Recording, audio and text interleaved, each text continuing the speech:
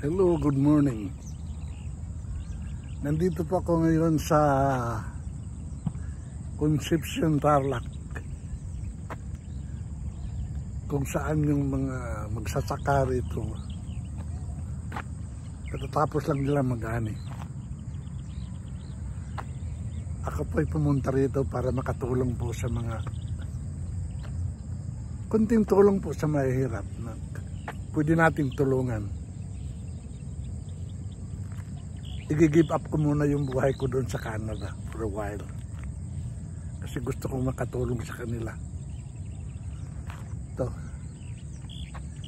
Ito ang Concepcion, Tarlac.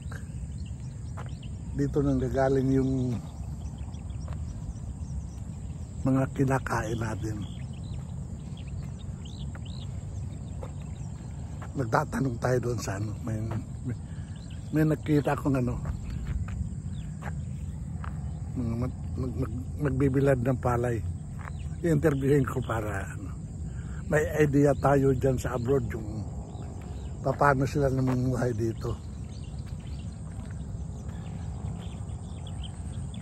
Kaya itong simpleng video ko, siguro marami tayong matulungan kung tutulungan nyo ako.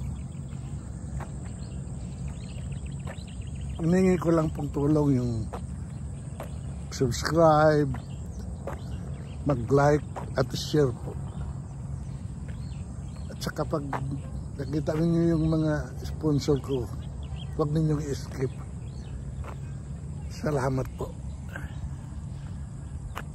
Ang inyong Kuya Eddie and Mel,